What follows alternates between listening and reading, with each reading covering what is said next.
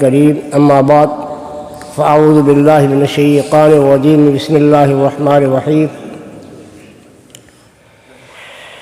الا ان اولیاء اللہ لا خوف علیہم ولا هم يحزنون صدق اللہ العلی العظیم وصدق رسولہ النبی الامین المتین المکین الکریم ونحن على ذلك من الشاہدین والشاکرین والحمد للہ رب العالمین۔ ایک مرتبہ درود پاک پڑھیں، اللہم صلی وسلم علی سیدنا مولانا محمد وبارک وسلم صلاۃ و سلاما علیک یا رسول اللہ، صلاۃ و سلاما علیک یا حبیب اللہ۔ دوستو عزیزو، قرآن مقدس کی مقدس آیت جو میں نے پڑھی ہے، بارہا آپ سنتے ہی رہتے ہیں کہ الا ان اولیاء اللہ لا خوف علیہم ولا هم یحزنون۔ آگاہ ہو جاؤ، اللہ کے جو محبوب ہیں، اللہ کے جو دوست ہیں، انہیں نہ تو اس عالم میں کسی کا خوف ہے اور نہ اس عالم میں کسی کا رنج ہے۔ کوئی انہیں رنج و ملال نہیں اور نہ خوف ہے۔ آخر کار انہیں کیوں کسی کا خوف نہیں ہے؟ اللہ کے ولیوں کو خوف کیوں نہیں ہے؟ وہ کیوں بے خوف ہو گئے؟ دوستو اور عزیزو، بے خوف کیوں ہیں؟ ولی کسے کہتے ہیں؟ الولی دوستی کردن۔ ولی کے معنی آتے ہیں دوست کے، جیسے قرآن میں کہا اللہ ولی الذین آمنوا، اللہ ایمان والوں کا ولی ہے، تو ولی کہتے ہیں دوست کو۔ اب الا ان اولیاء، اللہ کے اولیاء، اللہ کے دوست۔ اب جب وہ اللہ کے دوست ٹھہرے تو انہیں کس کا خوف ہوگا، کس کا ڈر ہوگا؟ اس دنیا میں اگر کسی کا رشتہ دار، کسی کا ملنے والا، کسی کا عزیز اگر کسی اعلیٰ عہدے پر فائز ہو جائے، کسی اعلیٰ عہدے پر فائز ہو جائے تو وہ کتنے کام بنا دیتا ہے، اور نہ ہی اسے دنیا کے لوگوں کا ڈر نہیں ہوتا کہ میرا رشتہ دار، میرا ملنے والا، میرا عزیز فلاں عہدے پہ ہے، منتری ہے یا ڈائی جی ہے یا آئی جی ہے، کوتوال ہے، تو وہ انسان جو ہے دنیا کے لوگوں سے نہیں ڈرتا۔ اور پھر اگر کوئی کام پڑتا ہے تو اس کے ذریعے آپ کے بڑے بڑے کام نکل جاتے ہیں۔ اس مثال کو سمجھ کے سمجھیں تو جن کا دوست اللہ ہو، اللہ کی قدرت میں کیا نہیں ہے؟ اللہ کی قبضہ قدرت میں سب کچھ ہے۔ جب اللہ ان کا دوست ہے تو وہ اللہ کی حفاظت میں ہے۔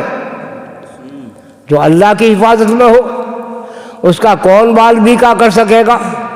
اس لیے کہا گیا کہ اللہ کے جو ولی ہیں، اللہ کے جو دوست ہیں، انہیں نہ تو اس عالم میں کوئی خوف ہے ولا هم يحزنون، اور انہیں کوئی اس عالم میں بھی رنج نہیں ہوگا۔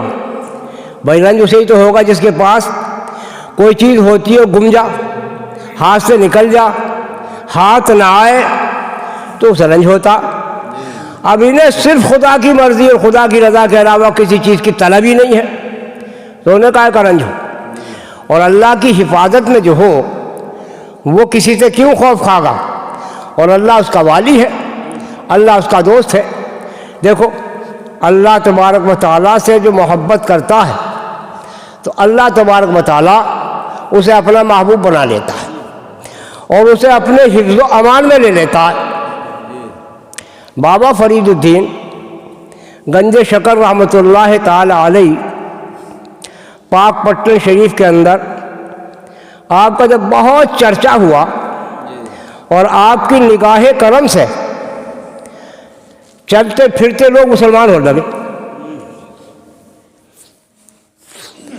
تو کافروں نے سوچا کہ یار اس آدمی کی بڑی عزت و وقار ہے، بڑا چمک ہے، بڑی دھوم دھام ہے، لاؤ اس کی کوئی نہ کوئی ایسا کرو کہ مسلمانوں کی نظر میں بھی اس کا وقار جاتا رہے، اور پھر ہم اسے ذلیل کر دیں تاکہ ہمارے ہندو لوگ اسے قریب نہ جائیں۔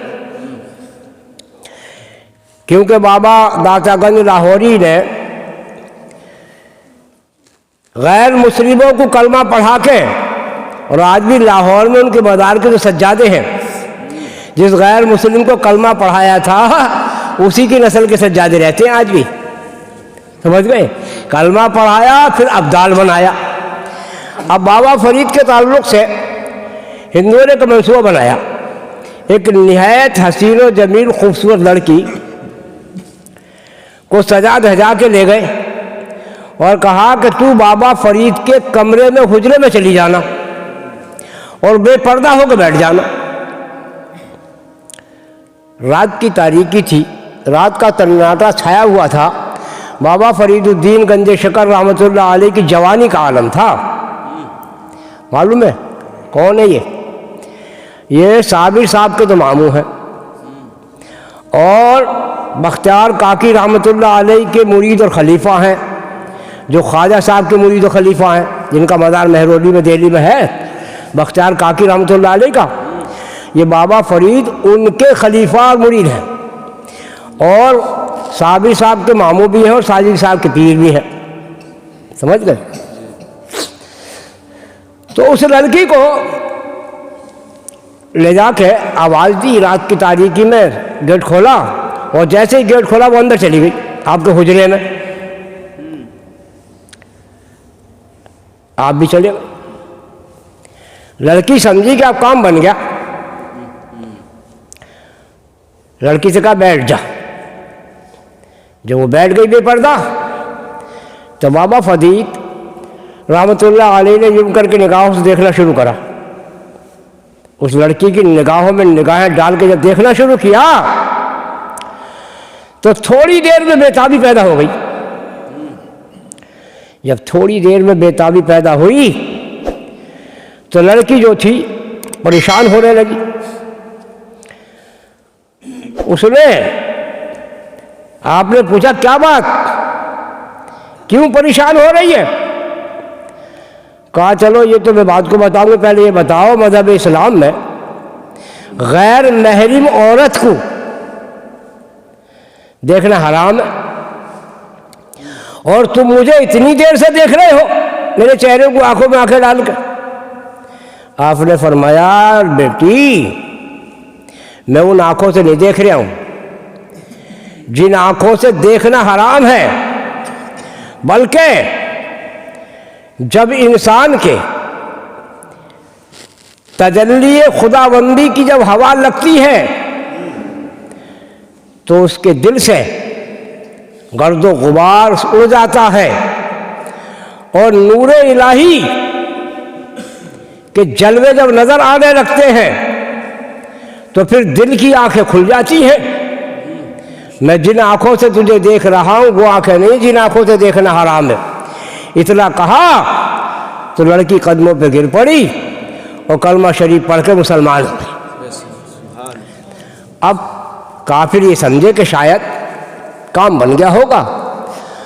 اب جب عورتوں کو بھیجا کہ جاؤ بابا فرید کے حجرے میں جاؤ، فجر کی نماز سے کھڑے ہو گئے تو وہاں ہم کافر اور تمام عورتوں کو لائے کہ تم جا کے حال پوچھو کہ بابا فرید کے حجرے میں جو لڑکی گئی تھی اس کے ساتھ بابا فرید نے کیا سلوک کیا، تاکہ فجر کی نماز کے بعد شورا مچائے۔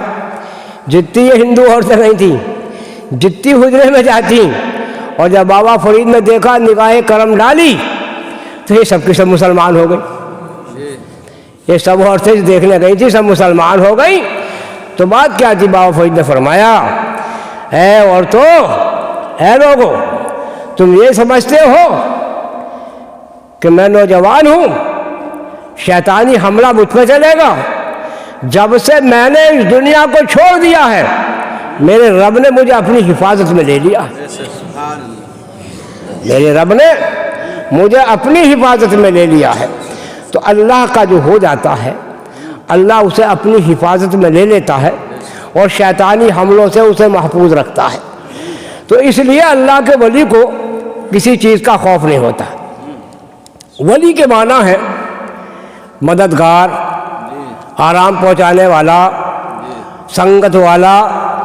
تو یہ جو ہوتے ہیں یہ اللہ کے دوست ہیں اور اللہ ان کا دوست ہے، یہ اللہ کے دوست ہیں۔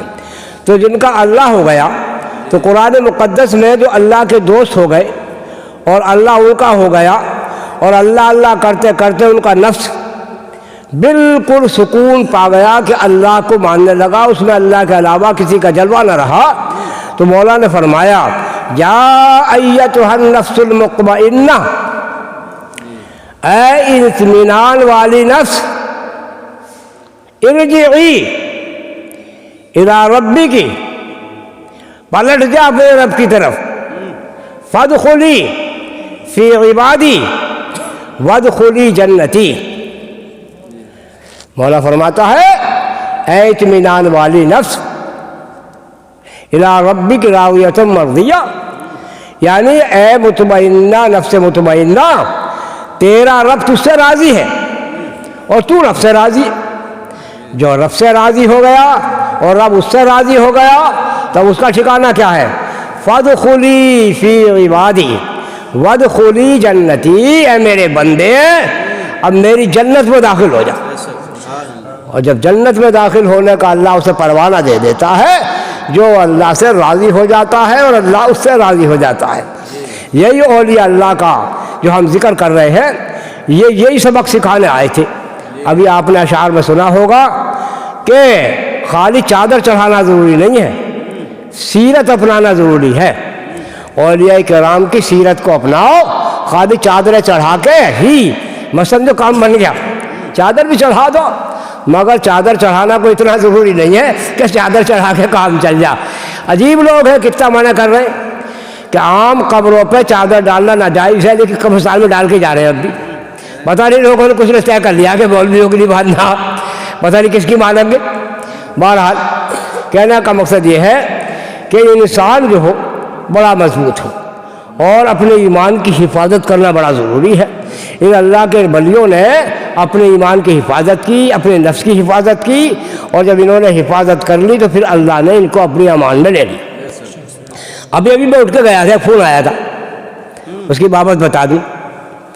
گنگا پور میں کل انتقال ہوا ہے، تو جو ان کا انتقال ہوا وہ وہابی آدمی تھے۔ اب وہابی آدمی تھے، کبھی گنگا وہ محمد پور میں نماز پڑھنے جاتے اسلم کے پیچھے، بڑا سنی ہے، کسی پیچھے نماز نہیں پڑھے تھے۔ اب سوال یہ آیا تھا، ابھی کسی امام کا فون تھا کہ صاحب کل کو ان کے بچے تیجا کرنے جا رہے ہیں، ہم جائیں نہیں جا؟ میں تمہارے پیچھے نماز پڑھنے آئے تھے۔ وہ جب جا رہے تھے محمد پور میں اسلم کے پیچھے نماز پڑھ رہے تھے، ان کے تیجے کی فاتحہ اسلم کرے، تم بھی کرو۔ اس لیے بے ایمان کی جب نمازیں پڑھنا جائز نہیں ہے، نماز جنازہ، تو بے ایمان کے لیے دعا کرنا بھی تو جائز ہوگی، ایک ہی بات ہے۔ نماز جنازہ بھی دعائی ہے۔ بڑی سیدھی بات کہ ایک آدمی نے ہمیں سناتے ہمارے پیچھے نماز نہیں پڑھی کہ ہم سنی ہے، تو ہم اس کی نتیجے میں کیوں جائیں، اس کے جنازے میں ہم کیوں جائیں، وہ موجود ہوتے ہوئے۔ بہرحال لیکن اب کیا ہے بات کہ تھوڑا نا لوگ مستقل مزاج نہیں ہیں، اب سوچ رہے ہیں ان کے بیٹوں ووٹوں سے معاملہ ہوگا، ان سے معاملہ ہوگا۔ یہ معاملہ الگ چیز ہے اور ایمان الگ چیز ہے، دو باتیں ہیں۔ بیٹے سننی ہے تو بیٹوں کے لیے دعا کریں، باپ ان کا مردود تھا اس کے لیے دعا کیا کریں؟ کیا اللہ کے رسول صلی اللہ علیہ وسلم کا کہ چچا ابو طالب تھے، کیا ان کے لیے دعا کرو گے؟ حضرت شیر خدا کے باپ ہے، کیا کہو گے؟ علماء نے کہا کہ ان کا خاتمہ جو ہوا تو اللہ کے رسول کہیں کلمہ سے پڑھا نہیں انہوں نے، ایسا کوئی ثبوت نہیں۔ یہ الگ بات ہے، اللہ کے رسول کی بڑی مدد کری، سب کچھ کری۔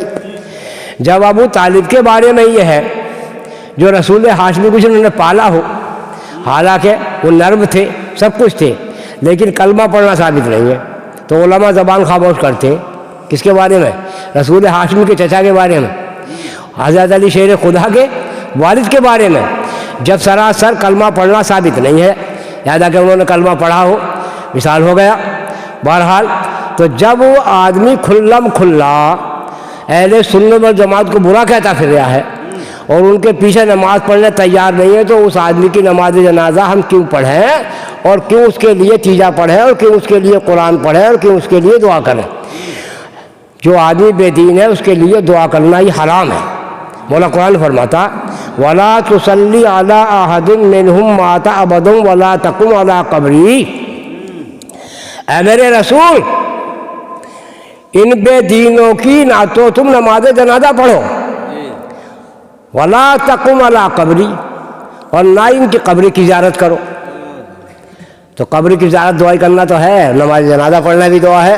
قرآن نے 10ویں پارے کی آیت ہے کھلم کھلا، بات ختم ہے دوستوں۔ کہنے کا مقصد یہ ہے یارانہ کچھ نہیں، دوستانہ کچھ نہیں، ہمارا یارانہ دوستانہ اس سے ہے جو وفادار محمد الرسول اللہ ہو، وفادار اولیاء ہو اور وفادار دین ہو، ہمارا اس سے ہی رہے گا۔ اور اسی پہ اگر چلو گے تو پھر دوستوں اور عزیزوں ہر موڑ پہ تمہیں رحمت ہی رحمت نظر آئے گی۔ اللہ کے دوستوں سے محبت رکھو، انہی کی سیرت کو اپناؤ، اور سیدنا غوث اعظم رضی اللہ تعالی عنہ کا دامن مضبوطی سے تھامے رہو۔ مضبوطی تھامنے کا مطلب یہ ہے کہ 5 گانا نمازیں جماعت کے ساتھ تمام برائیوں سے بچ کے اللہ اور اس کے رسول کو حاضر و ناظر جان کے ہمیشہ اپنی زندگی کو سنبھال کر رکھو۔ اللہ تبارک و تعالی جل وعلا سے دعا ہے کہ مولا کائنات ہم سب کو عمل کی توفیق عطا فرمائے، آمین۔ وآخر دعوانا الحمدللہ رب العالمین۔